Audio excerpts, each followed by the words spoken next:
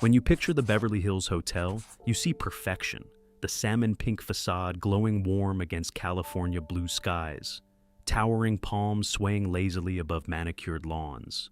The red carpet rolled out at the entrance, welcoming the beautiful, the powerful, the untouchable. For over a century, this place has been called many things. The Pink Palace, Hollywood's living room, the crown jewel of Sunset Boulevard. But beneath the glamour, beneath the Martinique banana leaf wallpaper and the perfectly poured martinis, lies something darker, something the hotel's founders, designers, and managers understood from the very beginning. Discretion isn't just a service, it's a system. And for 100 years, the Beverly Hills Hotel perfected that system until it became something else entirely: institutionalized complicity. This is the story of how America's most glamorous hotel became a lawless zone for the elite. How one restaurant, the legendary Polo Lounge, transformed into an unregulated power chamber where careers were quietly destroyed over Cobb salads and boothside phone calls. How an entire staff was trained to function as reputation janitors, expertly scrubbing away scandals before they could stain Hollywood's golden image. And how, in 2014, a global boycott forced this pink palace to finally choose between its carefully cultivated image and the brutal regime that owned it. The Beverly Hills Hotel didn't just witness history. It shaped it, protected it, and profited from it. And the question that haunts the property to this day is simple: how much silence can luxury buy? To understand the answer, we have to go back to the beginning, to a time before Beverly Hills even existed. Chapter 1: The Birth of the Pink Palace. In 1912, most of what we now call Beverly Hills was nothing. No mansions lined with fountains, no boutiques displaying designer gowns, no movie stars strolling down palm-lined streets sipping iced tea. Just empty land stretching west from Los Angeles, covered in lima bean farms and dust that turned golden in the afternoon sun. The few people who lived in the area were ranchers and farmers, their hands rough from work. Most of them couldn't imagine why anyone would want to build something grand out here in the middle of nowhere. But one woman saw something different. Her name was Margaret J. Anderson. Margaret Anderson was a hotelier with vision and nerve. She had already managed the Hollywood Hotel with her son, Stanley, and she understood something crucial about California in the early 20th century. People with money were coming, and they would need somewhere extraordinary to stay. Los Angeles was growing, swelling with newcomers from the East Coast and beyond. The film industry was just beginning to take shape, still young and raw, but filled with ambition. Anderson believed that if you built something magnificent, the world would follow. So she spent $500,000, an enormous sum at the time, to construct what newspapers called one of the finest tourist hotels in the United States. The location she chose sat along a dirt road that would later become Sunset Boulevard, surrounded by absolutely nothing. Fields stretched in every direction. The nearest civilization felt miles away. But Anderson wasn't building for the present. She was building for a future she could already see forming in her mind.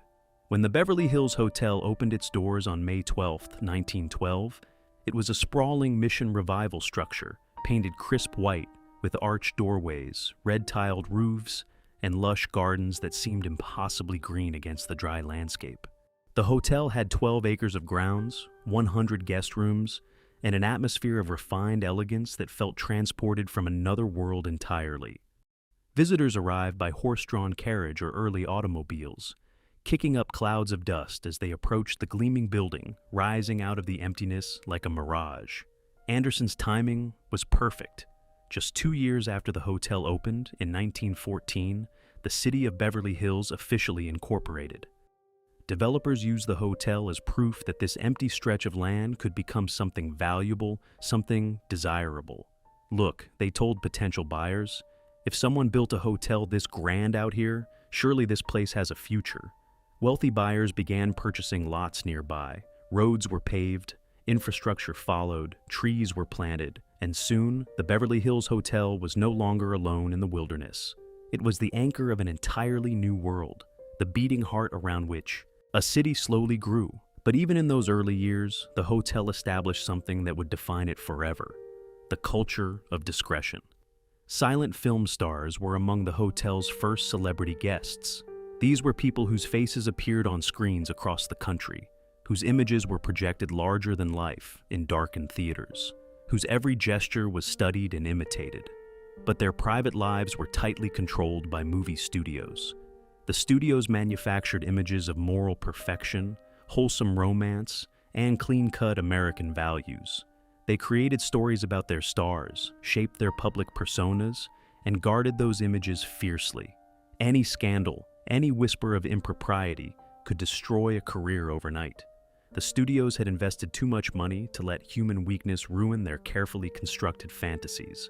So, when actors wanted to escape the prying eyes of Los Angeles, when they needed privacy for affairs, secret meetings, or simply a place to let down their carefully constructed public personas, they came to the Beverly Hills Hotel. Out here, away from the city, surrounded by empty fields and silence, they could breathe. They could be themselves, whoever that was, beneath the makeup and the stage names and the invented biographies. The staff learned quickly. See nothing, hear nothing. A guest's privacy was sacred, not because of morality or kindness, but because discretion was good business. If a famous actress arrived with a man who wasn't her husband, the front desk smiled and handed over the key without comment. If a director got drunk and caused a scene, the staff cleaned up quietly and never mentioned it again. If someone needed help covering up something embarrassing or dangerous, the hotel found a way to make the problem disappear. Word spread through Hollywood like wildfire. The Beverly Hills Hotel could be trusted, and trust in an industry built on illusion and desperate to protect that illusion was worth more than gold. Margaret Anderson sold the hotel in 1928, but the foundation she built remained solid. The property changed hands several times over the following years, but each new owner understood the unspoken rule that came with the deed. This hotel's greatest asset wasn't its gardens or its architecture or even its location. It was its silence. By the late 1920s, the hotel had become an established institution. Movie stars lounged by the pool. Directors held meetings in private bungalows, their voices low and serious. Studio executives brokered deals over lunch, shaking hands that would shape the future of American cinema. And through it all, the staff moved quietly. Discretion wasn't just a service anymore. It was the business model. The hotel didn't simply offer luxury. It offered something far more valuable: invisibility. That promise, whispered from one Hollywood insider to another, became the hotel's true currency. The Beverly Hills Hotel had found its purpose. It would be a sanctuary for the powerful, a place where the rules that governed ordinary people simply didn't apply, and that purpose would guide everything the hotel did for the next century. But it was one room, one single restaurant, that would transform discretion from a service into something far more dangerous. A place where power concentrated, where careers lived and died, where silence stopped being protection and became complicity. That place was the Polo Lounge. Chapter 2: The Polo Lounge, Hollywood's Power Chamber. The Polo Lounge didn't start with that name. In the beginning, it was simply the hotel's main restaurant, a pleasant dining room where guests could enjoy a meal and conversation. But in the 1930s, a man named Hernando Courtwright took over management of the Beverly Hills Hotel, and he understood something that would change everything. The rich and powerful didn't just want good food, they wanted theater, they wanted exclusivity. They wanted a stage where they could see and be seen, make deals, and shape the future of Hollywood, while everyone else watched from the sidelines. Courtwright had a friend, a wealthy polo player named Charles Wrightsman, who led a national champion polo team. Wrightsman had won a magnificent trophy, a large silver bowl that gleamed under light, but he felt it would be unseemly to display such a prize in his own home. When Courtwright heard about this dilemma, he offered a solution that served both men perfectly. He would display the trophy in the hotel's bar, which was being redecorated at the time. The name for the new space came naturally, almost inevitably. They called it the Polo Lounge. But the Polo Lounge was far more than a name. Courtwright designed it to feel intimate, exclusive, and powerful. The room was decorated in soft, peachy pink tones with deep green leather booths that looked elegant and felt even better. The carpet was plush and thick, absorbing sound so that conversations felt private even in a crowded room. Each booth was designed with high backs that created a sense of enclosure, a small world within the larger space. You could sit in your booth and feel completely separate from the people just feet away. And most importantly, each booth had its own telephone. That phone changed everything. In an era before cell phones, before instant communication, before you could reach anyone anywhere at any moment, the ability to make a deal in real time was revolutionary. You could sit in your booth and feel completely separate from the people just feet away. And most importantly, each booth had its own telephone. That phone changed everything. In an era before cell phones, before instant communication, before you could reach anyone anywhere at any moment, the ability to make a deal in real time was revolutionary. You could sit across from a director while calling a studio head. You could finalize contracts without leaving your seat. You could negotiate, threaten, promise, and seal agreements all while your lunch grew cold on the table in front of you. The Polo lounge phone became a symbol of power itself. If you were important enough to sit in one of those booths, phone in hand, brokering million-dollar deals over lunch, you had arrived. The menu reflected the clientele. Alongside classic American dishes, the Polo Lounge served the Neil McCarthy salad, named after a polo-playing millionaire and lawyer who frequented the restaurant. To order a Neil McCarthy salad was to signal that you were part of the club, that you understood the unspoken language of power that hummed beneath every conversation in that room. But beneath the glamour, beneath the elegant presentation, and the carefully curated atmosphere, something else was happening in those booths. The Polo Lounge became an unregulated power chamber where Hollywood's elite conducted business that would never survive in the daylight. Careers were quietly ended. Actors were told they'd never work again, their futures destroyed between the appetizer and the main course. Deals were made that benefited some, while excluding others who weren't even present at the table. And because everything happened behind closed doors, in private booths, with staff trained to maintain absolute discretion, there was no accountability, no record, no recourse.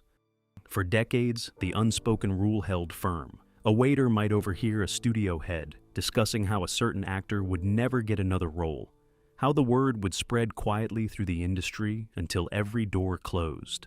But by the time the waiter returned with the check, the memory was gone, erased as thoroughly as if it had never existed.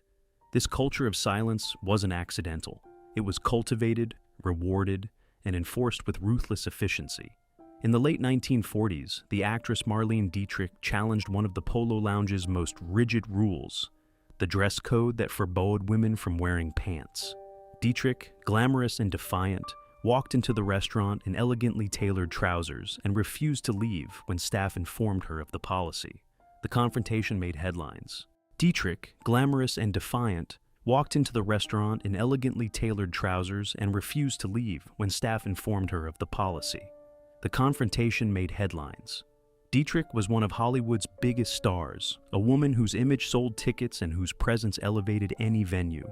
The hotel, not wanting to alienate someone so valuable, eventually relented. Dietrich had won, and the no pants for ladies rule was quietly retired. But the victory was small, symbolic at best.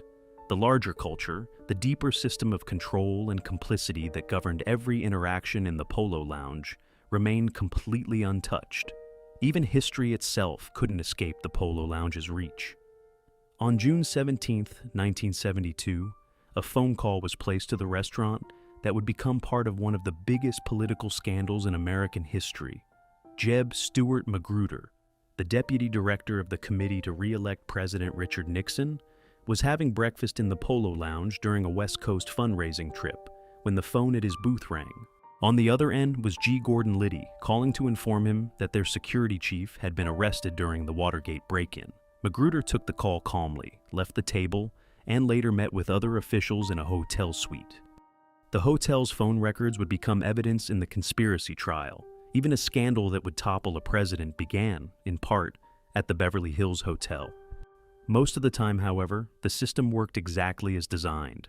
Silence was maintained, discretion was guaranteed, and the powerful remained protected. The Polo Lounge became more than a restaurant. It became a symbol of how Hollywood operated, beautiful on the surface, ruthless underneath, and utterly dependent on the people who knew when to look away. And those people the waiters and bartenders and bellhops and managers who kept the machinery of Complicity running smoothly, were about to become essential to the hotel's identity. Chapter 3: Staff and Bungalows, the Architects of Silence.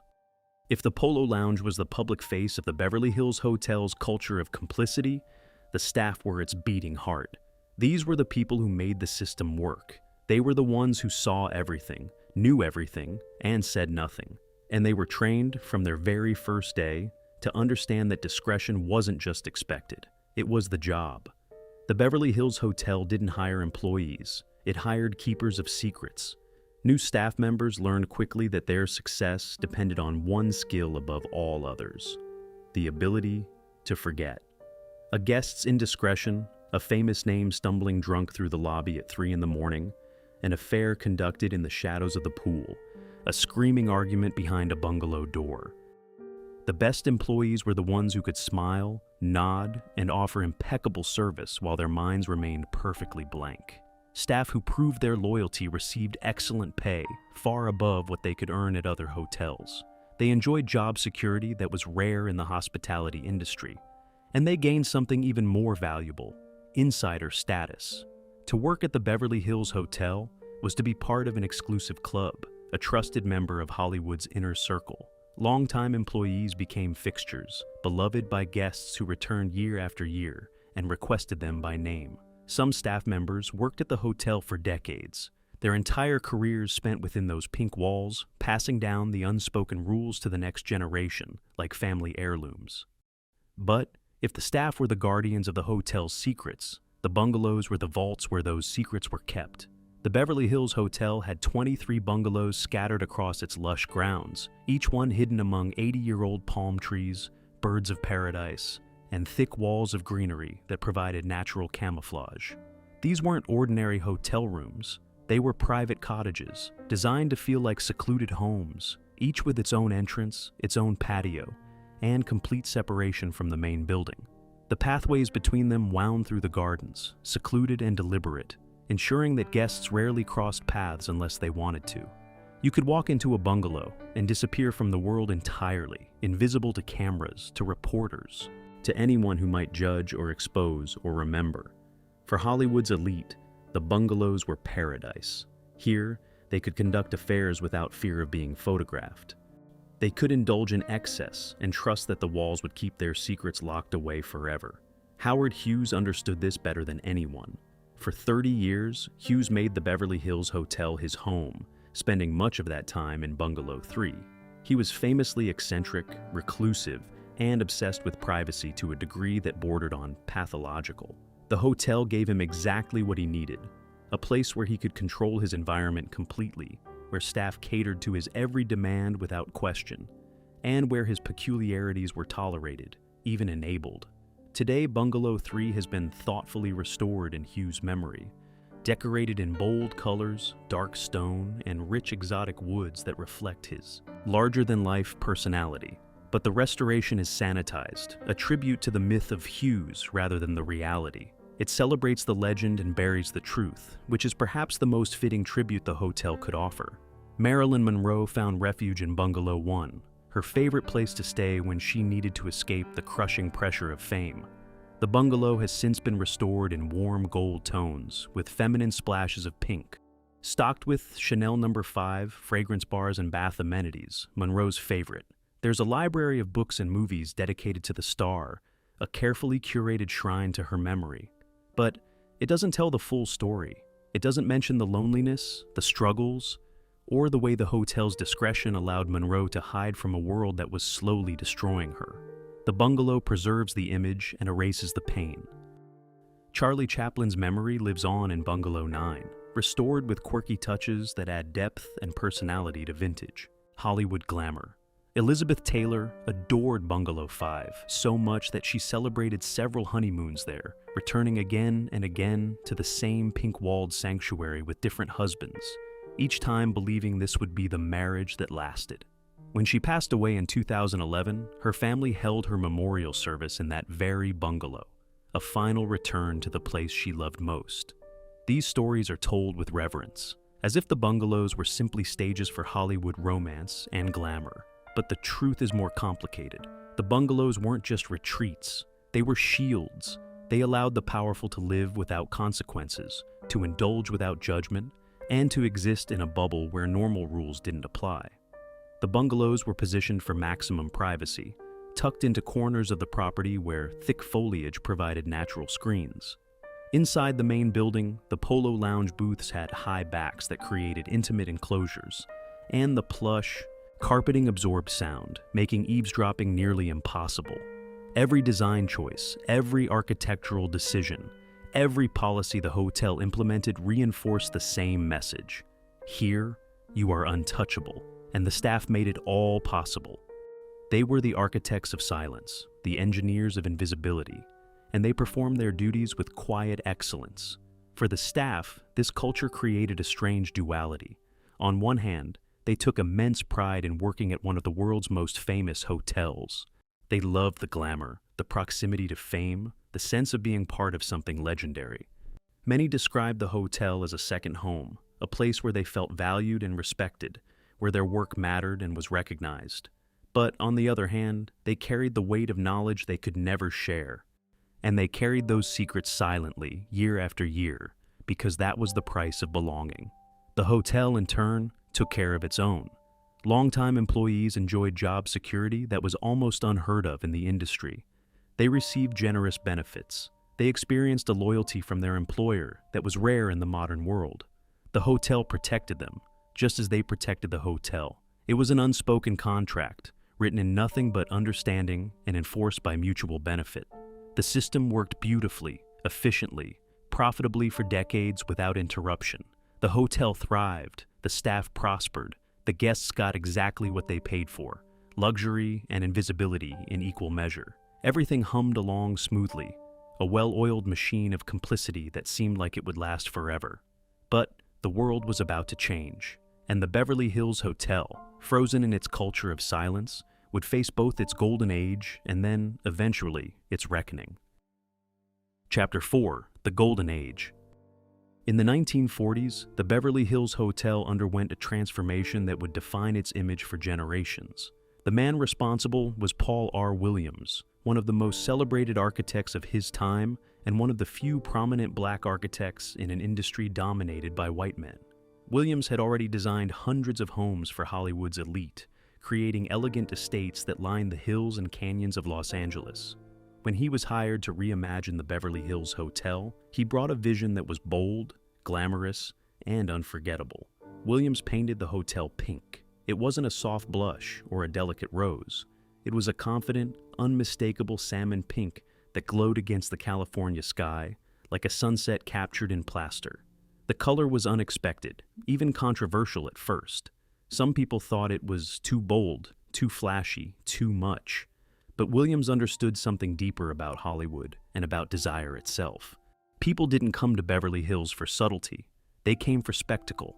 And the pink worked. The exterior made the hotel instantly recognizable, a beacon of glamour visible from Sunset Boulevard, impossible to miss and impossible to forget.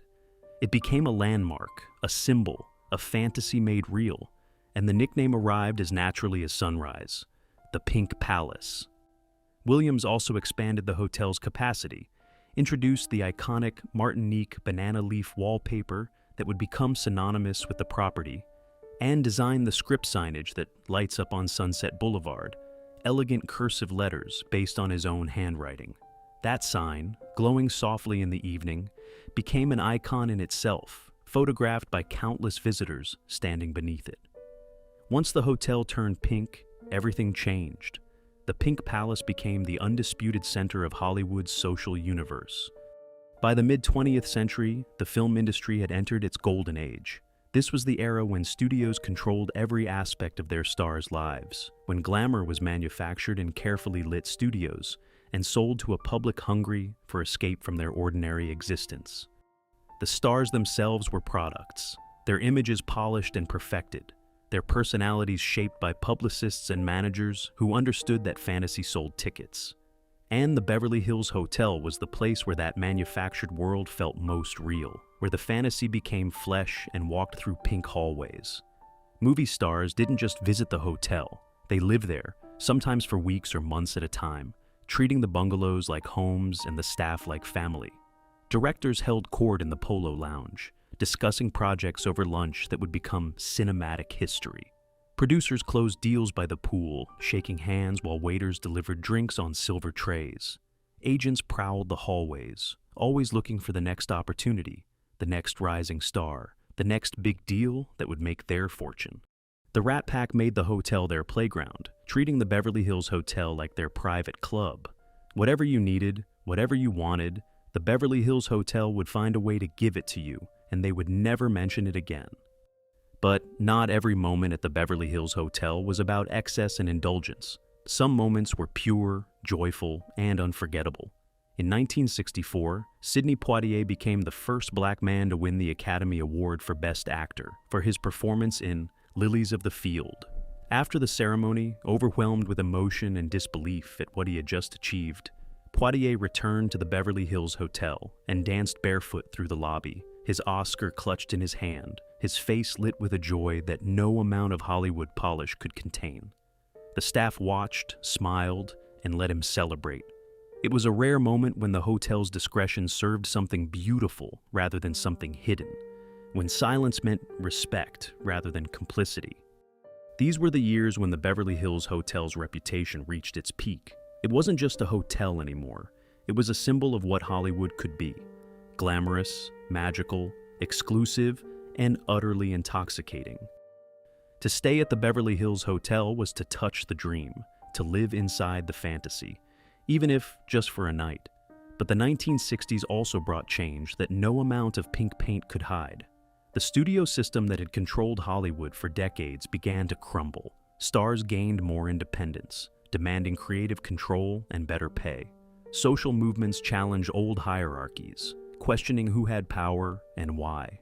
The counterculture rejected wealth, excess, and the worship of celebrity, calling it shallow and corrupt.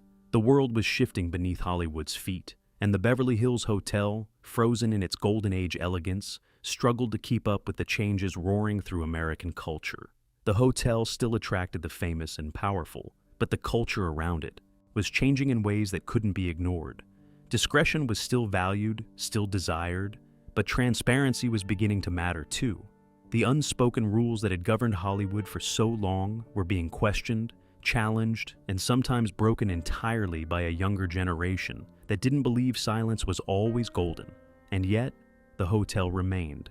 It adapted where it had to, updating its decor, modernizing its amenities, adjusting to new tastes. But it never abandoned the core principle that had made it indispensable for more than half a century. And for the most part, the system held. The machinery of Complicity continued to run smoothly, but the cracks were forming, thin lines spreading through the foundation. The world was moving toward accountability, toward exposure, toward a belief that powerful people should be held to the same standards as everyone else.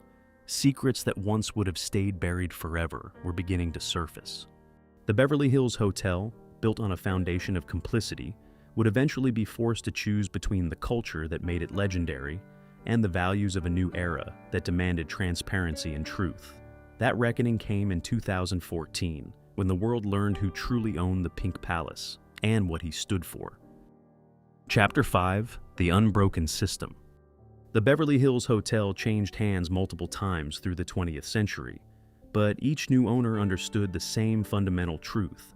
The real asset wasn't the pink walls or the manicured gardens, or even the prime location on Sunset Boulevard. It was the system, the culture of discretion that had been built into the foundation from the very beginning. By the early 1990s, the hotel had been purchased by the Sultan of Brunei, one of the wealthiest men in the world, whose fortune came from his country's vast oil and gas reserves.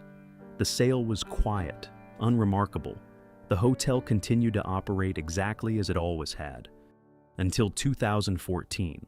That year, news broke that the Sultan planned to implement a strict form of Sharia law in Brunei, stoning to death for homosexuality and adultery. The reaction was immediate and fierce. LGBTQ activists, human rights organizations, and celebrities called for a boycott of all properties owned by the Sultan, with the Beverly Hills Hotel as the primary target. Ellen DeGeneres, Elton John, and countless others refused to set foot inside. Major talent agencies prohibited their staff from holding meetings there.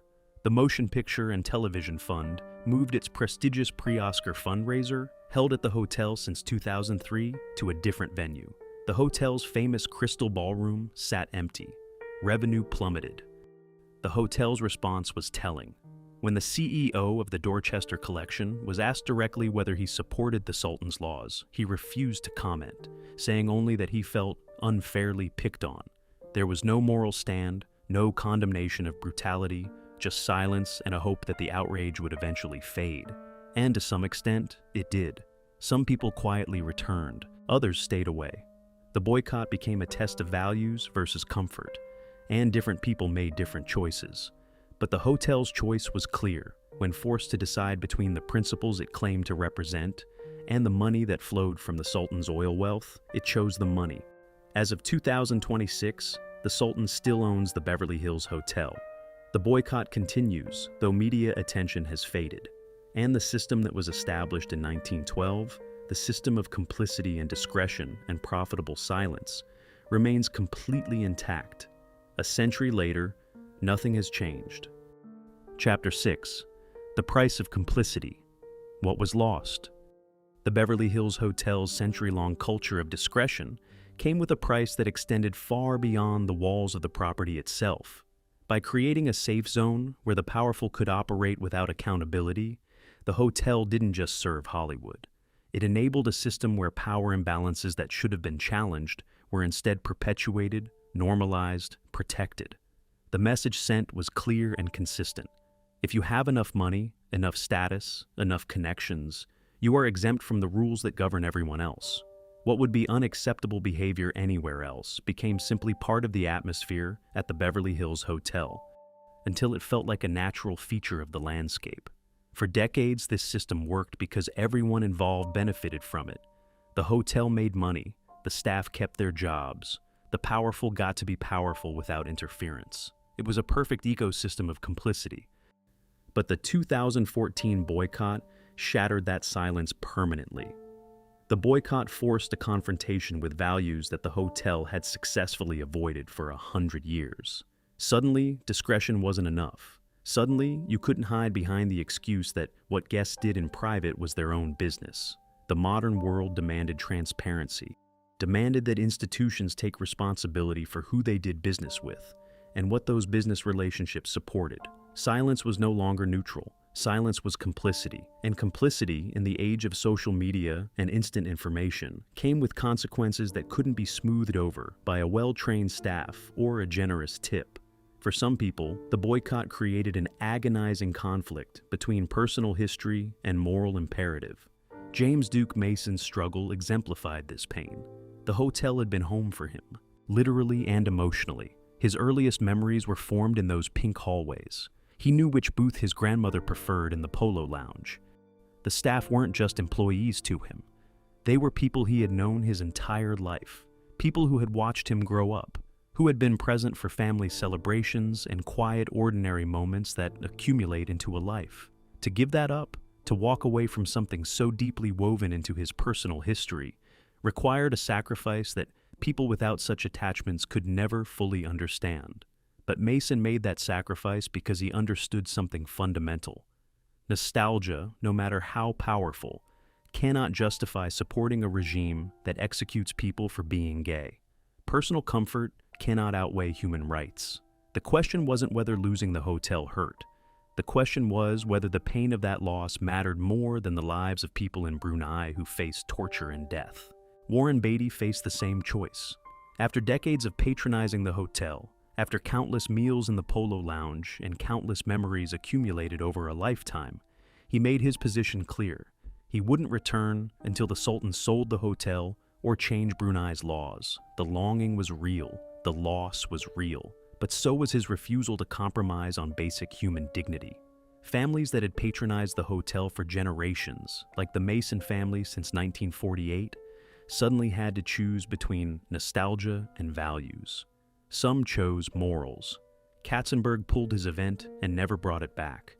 Beatty stayed away despite the pull of decades of habit. Mason led protests outside a place that had been his sanctuary.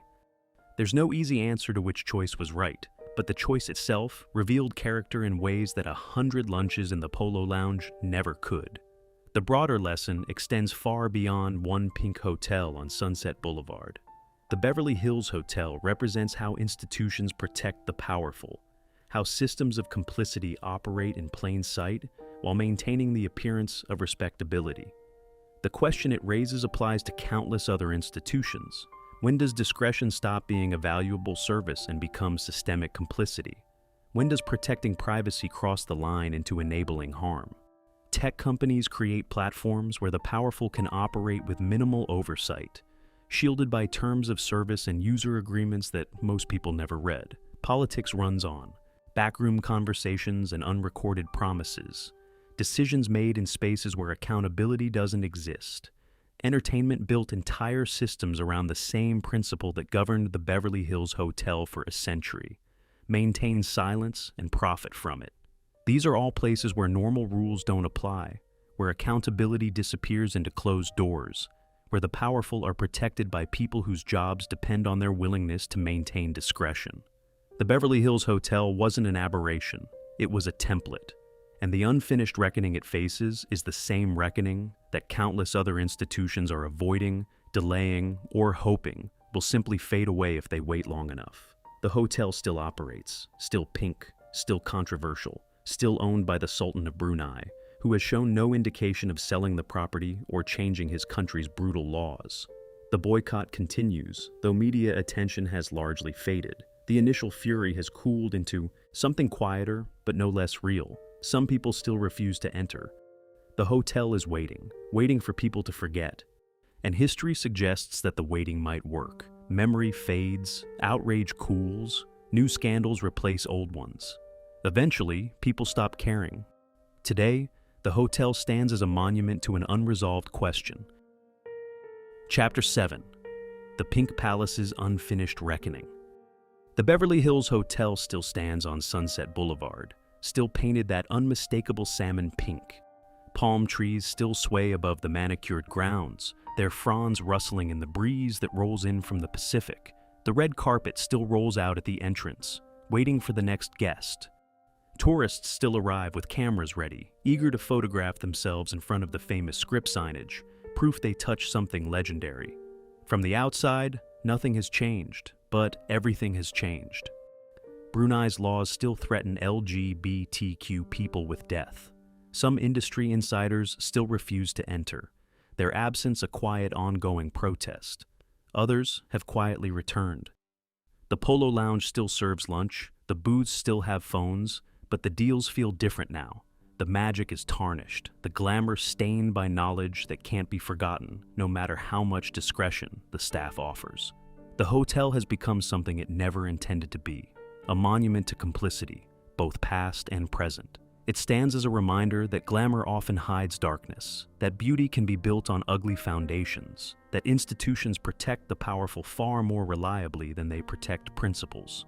It's a case study in how systems of silence operate, how they sustain themselves, how they survive even when exposed. The Beverly Hills Hotel represents an unfinished moral reckoning. The broader lesson extends far beyond one hotel, no matter how famous. This isn't just about the Beverly Hills Hotel. It's about systems that prioritize wealth over values, cultures that reward silence and punish truth, the ease of looking away when looking costs nothing, and the difficulty of holding institutions accountable when those institutions have enough money and influence to wait out any storm. The unresolved tension haunts everyone who thinks about the hotel honestly. Some people still love it, despite everything. They love the memories formed in those pink hallways, the history that soaked into the walls over decades, the undeniable beauty of the architecture and grounds. They want to separate the place from its ownership, to somehow enjoy the hotel without supporting the Sultan, to preserve their nostalgia without compromising their values. But can you? Should you? The hotel profits from every guest who walks through those doors, and that profit flows ultimately to Brunei, to the Sultan, to the regime that codified cruelty into law. There is no neutral position. Every decision about the Beverly Hills Hotel is a moral choice, whether people acknowledge it or not. The question that haunts the Pink Palace is simple and unanswerable. Can an institution built on a century of complicity ever truly change? Can it reckon with its past while still profiting from the present that past created? Or is the Beverly Hills Hotel forever bound to the system that made it legendary, trapped by its own history, unable to become anything other than what it has always been? The sun sets over Sunset Boulevard, painting the sky in shades of orange and purple and pink. The Beverly Hills Hotel glows in the golden light, beautiful and unsettling in equal measure, a dream and a nightmare occupying the same space.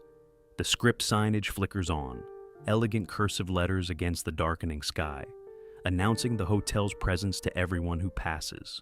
Inside, people dine in the Polo lounge, seated in those famous green leather booths, phones at hand, deals being made, conversations happening in low tones. Some are unaware of the controversy. Some are aware but unconcerned. Some have made their peace with the contradiction. The staff moves between tables with practiced grace, maintaining the discretion they were trained to uphold.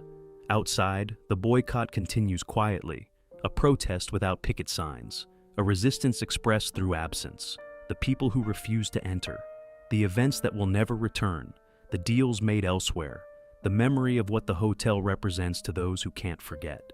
The hotel endures, caught between its gilded past and its uncertain future, waiting to see which force proves stronger, the pull of nostalgia and luxury, or the demand for accountability and justice. The Pink Palace still stands, still glamorous, still complicit, a monument to the price of silence and the power of those who can afford it. And as long as discretion remains more valuable than truth, the Beverly Hills Hotel will remain exactly what it has always been. A beautiful place where ugly things happen, and no one is allowed to speak of them